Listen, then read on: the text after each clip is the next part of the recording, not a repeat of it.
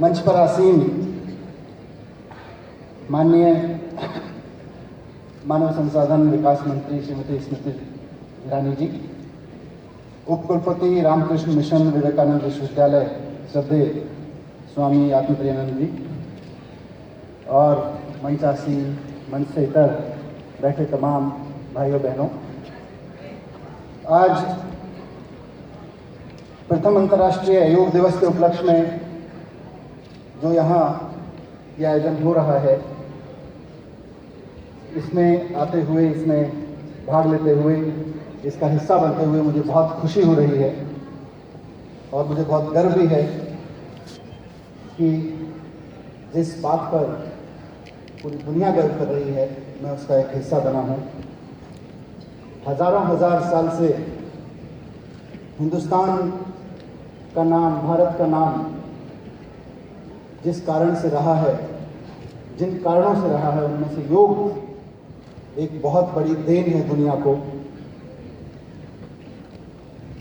अभी आज हम अंतर्राष्ट्रीय स्तर पर योग को पहचान देने की बात कर रहे हैं, लेकिन वो चाहे महर्षि पतंजलि हों, स्वामी दयानंद हों, स्वामी विवेकानंद हों, श्री अरविंदो हों या स्वामी महेश योगी जी हों, आप सब ने योग को ना सिर्फ भारत में बल्कि दुनिया के कोने कोने में जाकर प्रतिष्ठापित किया है।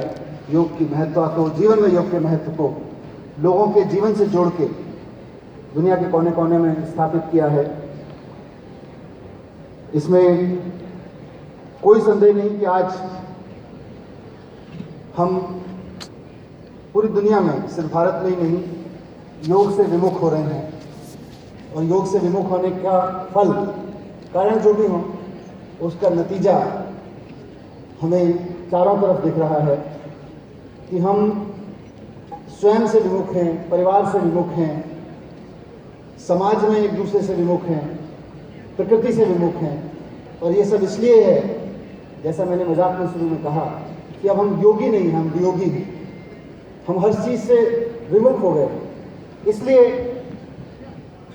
सामान्य भाषा में हम लोग बात करते हैं कि इसीलिए AK-47 सिर्फ बॉर्डर्स पे नहीं तनी, घर घर में तनी, दफ्तर दफ्तर में तनी, क्योंकि योग खत्म हो गया, सब योग में आ गए। इसलिए योग बेहद आवश्यक है, जिंदगी के हर पहलू में आवश्यक है, ऐसा मैं व्यक्तिगत रूप से भी मानता हूँ और एक सरकारी सिस्टम का हिस्सा होते हुए और दिल्ली का शिक्षा मंत्री होते हुए मैं अपनी जिम्मेदारी भी समझता हूँ कि आने वाली पीढ़ियों में योग का ये गुण, योग की ये कला पूरी तरह से अवतरित हो, पूरी तरह से फलित हो।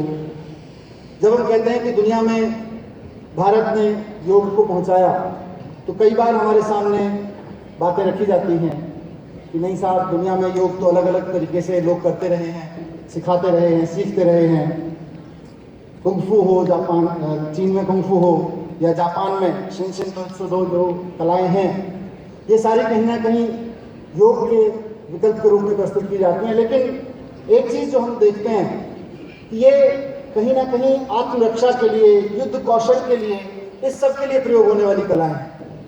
ये योग नहीं है। योग इससे ऊपर कोई और चीज है। अपने को बचाने के लिए आप कोई आर्ट सीख लें, युद्ध में किसी को पराजित करने के लिए कोई आर्ट सीख लें, वो योग नहीं। योग तो स्वयं को स्वयं से जोड़ने की कला का नाम है। अगर खुद को खुद से जोड़ना नहीं आया तो योग नहीं आया। और हमने कहा एक से एक जुड़ते रहिए, मैं आपसे जुड़ूं, आप हम सब दूसरे से जुड़ें, समाज बनेगा, देश बनेगा, दुनिया बनेगी, वसुधैव कुटुंबकम बनेगा। उस योग को करते करते हमने एक नया आविष्कार किया, दुनिया में, दुनिया को सिखाया कि योग करते करते शून्य हो जाना होता है। योग एक से एक जुड़ता रहेगा और जितना अधिक जुड़ता रहेगा उतना शून्य की तरफ बढ़ता रहेगा। तब मनोज कुमार जी ने एक गाना बनाया फिल्म में, जब जीरो दिया मेरे भारत में। सुना है ना बच्चों गाना? कभी सोचा है कि जीरो दिया क्या होता है?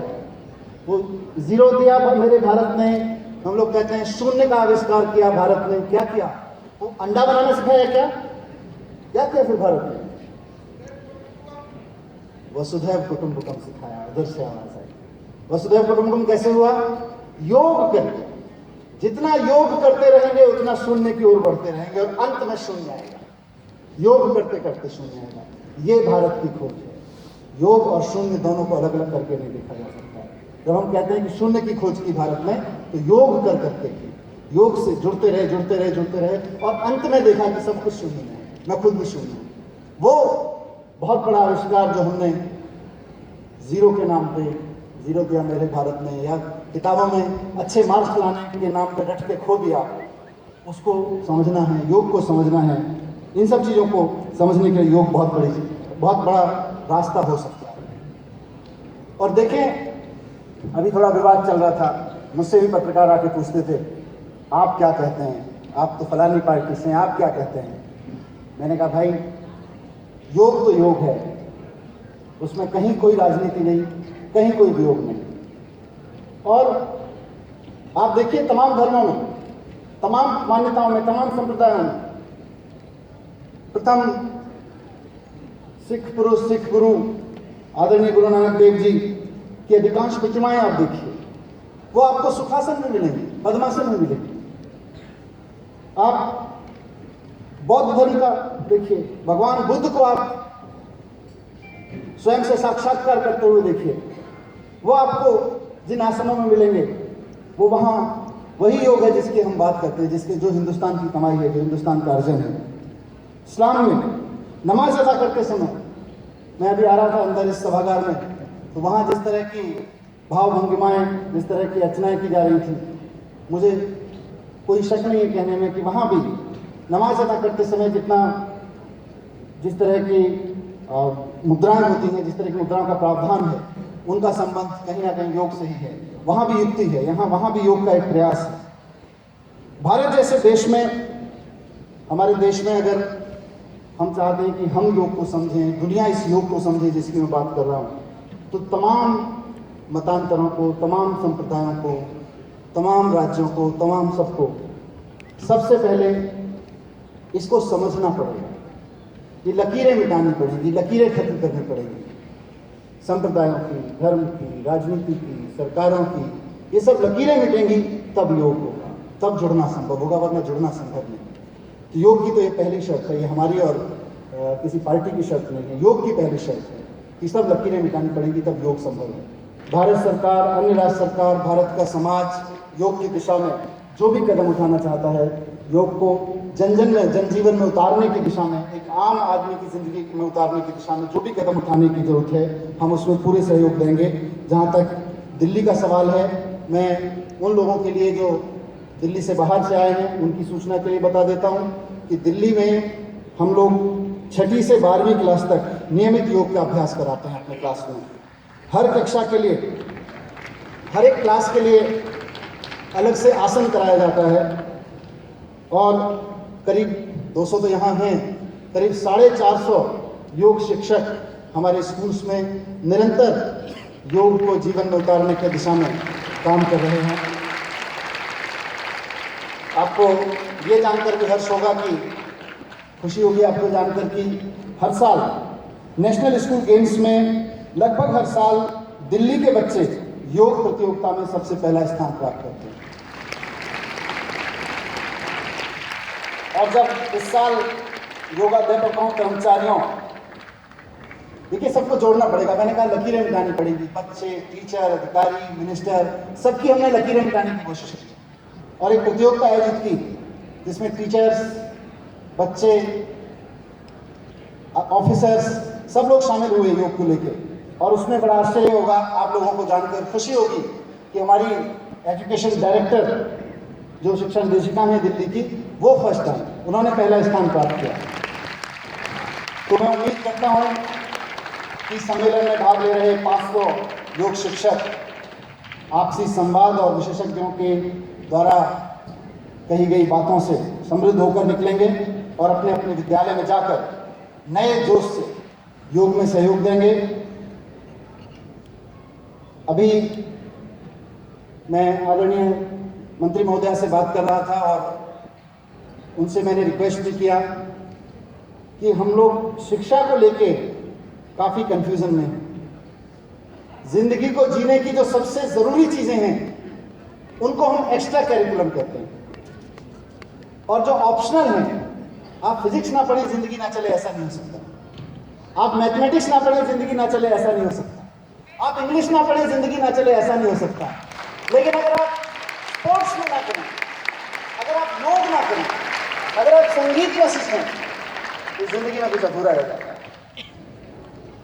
तो जिंदगी के लिए जो सबसे जरूरी चीज है उसे हम एक्स्ट्रा करिकुलम कहते हैं, और जो ऑप्शनल है उसको हम मेन करिकुलम में पढ़ाते हैं अपने बच्चा। तो शिक्षा में मेरा माननीय मंत्री महोदय से निवेदन था कि हम दिल्ली में कोशिश कर रहे हैं, अभी शुरुआत है, एकदम आमूलचूल परिवर्तन कर देंगे तो धारा टकरा सकती है, इसलिए हम कोशिश कर रहे हैं।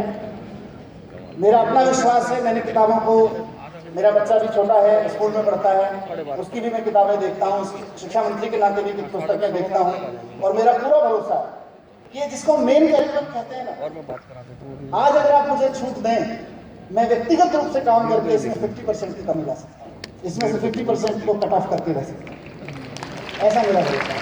तब तो बिगिन में शुरुआत करने के लिए मैंने अपने दिल्ली सरकार में, हमारे शिक्षा विभाग में टीम को लगाया है और उनसे रिक्वेस्ट किया है कि 25% इस साल कम करते हैं, और अगर सारे स्कूल्स में ना कम हो सके तो कुछ पायलट स्कूल्स में लेके, कुछ स्कूल में पायलट के रूप में लेके चलते हैं। 25% इस मेन कोर्स में से कम कर दीजिए, और वहां फिर जिंदगी का कोर्स लेके आइए, वहां फिर योग लेके आइए, वहां स्पोर्ट्स लेके आइए, वहां म्यूजिक लेके आइए, और जब हम ये लेके आएंगे, और हम करेंगे इस साल, जब हम ये लेके आएंगे तो मैम बोल रही थी कि फिर बच्चा कहेगा मार्क्स निकले तो मैं पढ़ूं क्यों।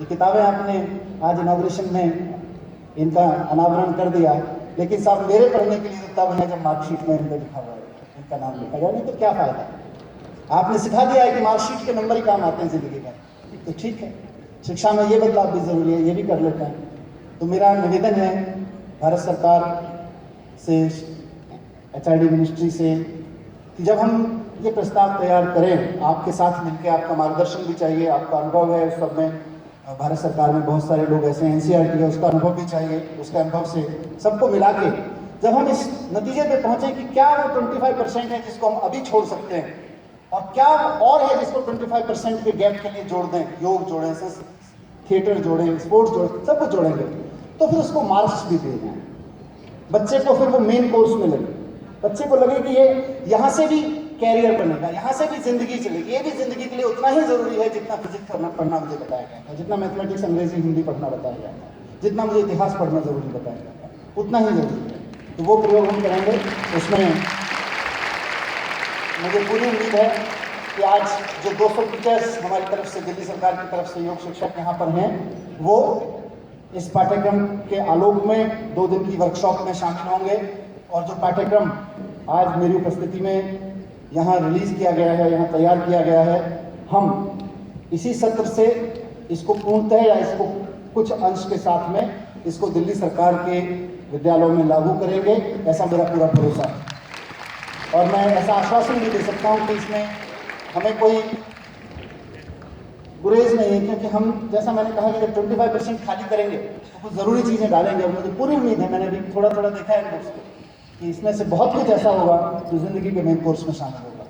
तो इस पाठ्यक्रम को हम वहाँ शामिल करेंगे, और मैं उम्मीद करता हूँ कि इन्हीं शिक्षकों में से, और इस पाठ्यक्रम के फलस्वरूप स्कूल्स में, क्लासेस में जो क्रांति आएगी, उसी से इस देश में एक बार फिर विवेकानंद पैदा होंगे, इस देश में फिर एक बार स्वामी अरविंद पैदा होंगे।